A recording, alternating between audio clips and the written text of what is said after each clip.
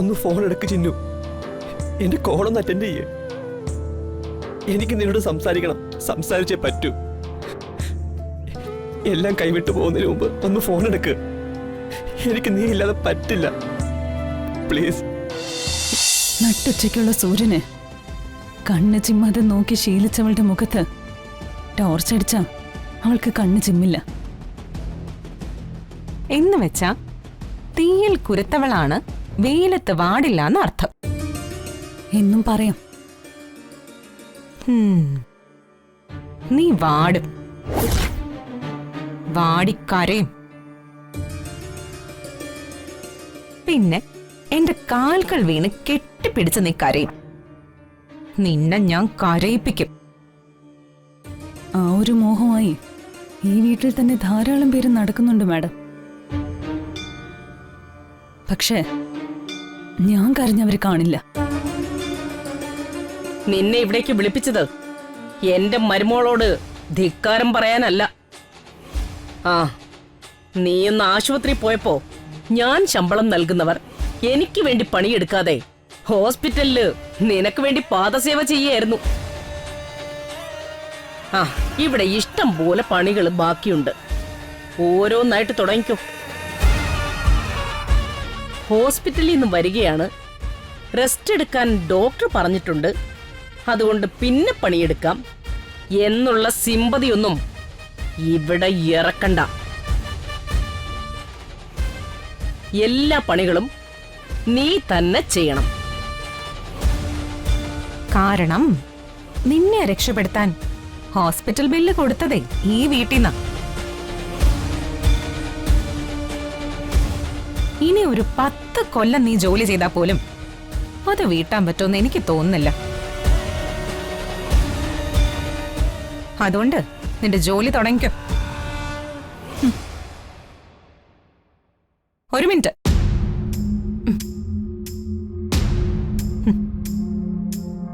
ഈ നാട്ടിലെ ബ്യൂട്ടി പാർലറുകാരെല്ലാം ആഭ്യന്തരമന്ത്രിയുടെ മകളുടെ വിവാഹത്തിൽ അവളെ അണിയിച്ചൊരുക്കാനായി ഒരു വിളിയും പ്രതീക്ഷിച്ച് കാത്തിരിക്കുക. പ്രതിഫലമായി ഒരു ചില്ലി കാശ് പോലും അവര് വാങ്ങില്ല. പക്ഷേ അവരെ ബുദ്ധിമുട്ടിപ്പിക്കാൻ ഞാൻ തയ്യാറല്ല. കാരണം ഇവിടെ നീയുണ്ടല്ലോ.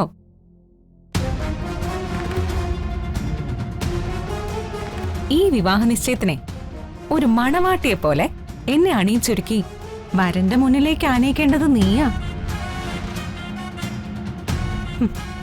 എന്റെ ഓരോരോ വസ്ത്രങ്ങളും ഓരോരോ ആഭരണങ്ങളും നീ തന്നെ വേണം എന്നെ അണിയിക്കാൻ. പിന്നെന്റെ ഫൗണ്ടേഷൻ, മേക്കപ്പ് തൊട്ട് ലിപ്സ്റ്റിക്കും നെയിൽ പോളിഷും എല്ലാം നീ തന്നെ ഇട്ടു തരണം.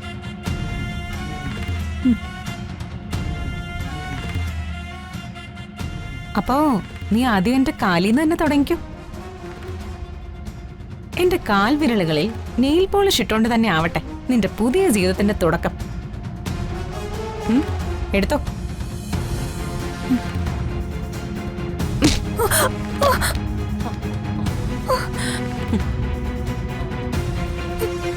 എന്തുപറ്റി?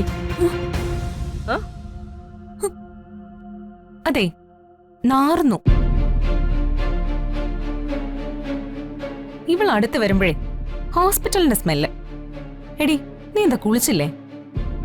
ഞാനിപ്പോ ഹോസ്പിറ്റലിൽ നിന്ന് വന്ന് കയറിയല്ലേ ഉള്ളൂ. വൃത്തിയില്ലാതെ വന്ന് എന്നെ തൊട്ട എന്റെ സ്വഭാവം മാറും. പോയി കുളിച്ചിട്ട് വാടി. അഴുക്കെല്ലാം മാറിയിട്ട് വേണം വരാൻ. നിന്റെ കയ്യിൽ പ്രത്യേകിച്ച് അഴുക്കൊന്നും പാടില്ല. കയ്യിൽ അഴുക്കുമായി എന്റെ കാലിലെങ്ങാനും നീ തൊട്ടാ എന്റെ വിധം മാറും, പറഞ്ഞേക്കാം. നീ പോയി കുളിച്ചിട്ട് വാ. നമുക്കിനി സമയമില്ല. വേഗം കുളിച്ച് വൃത്തിയായി വന്നിട്ട് എന്റെ മരുമകളെ നീ ഒരുക്ക്. അവളുടെ അച്ഛനും അമ്മയും ഇപ്പൊ വരും.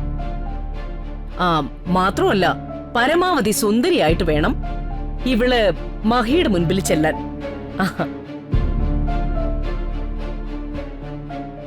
നീ തന്നെ അവളെ ഒരുക്കണം. മനസ്സിലായല്ലോ? എടി, നിനക്കെന്താ വാ തുറന്ന് മറുപടി പറഞ്ഞ? സംസാരിച്ചാ നിന്റെ വായിന്ന് മുത്തു പൊഴിയോ? വാ തുറന്ന് മറുപടി പറയടി. ഞാൻ വേഗം പോയി കുളിച്ചിട്ട് വരാം. എന്നിട്ട് ഞാൻ മാഡത്തിന് ഒരുക്കാം. വേഗം വേണം.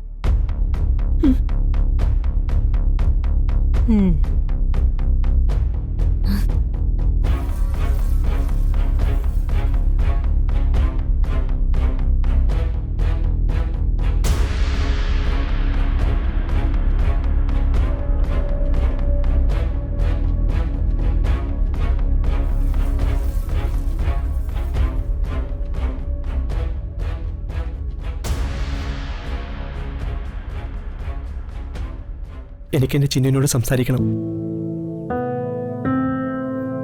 കുറച്ച് സമയം കൂടി കഴിഞ്ഞാൽ എല്ലാം കൈവിട്ടു പോകും. എനിക്കിപ്പോ തന്നെ എന്റെ ചിന്നുവിനോട് കാര്യങ്ങൾ പറഞ്ഞ് മനസ്സിലാക്കണം.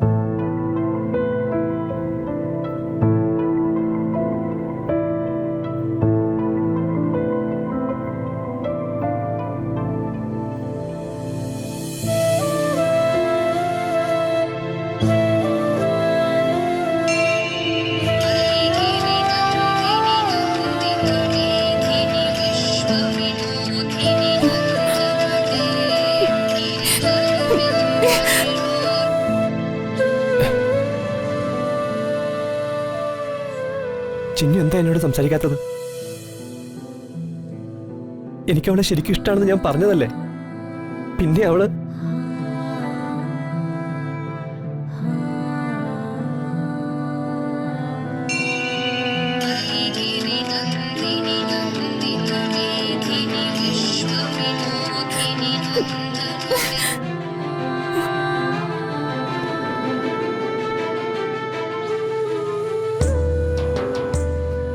ഒന്ന് ഫോൺ എടുക്ക് ചിന്നു.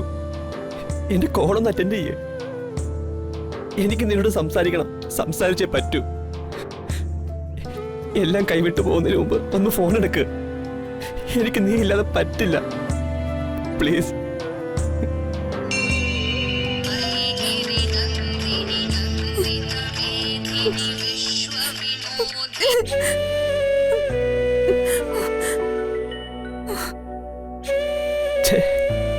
ചിന്നു വീണ്ടും ഫോൺ കട്ട് ചെയ്തല്ലോ.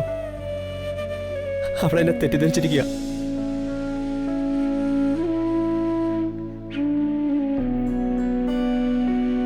താങ്കൾ വിളിക്കുവാൻ ശ്രമിക്കുന്ന നമ്പർ ഇപ്പോൾ സ്വിച്ച് ഓഫ് ചെയ്യപ്പെട്ടിരിക്കുന്നു.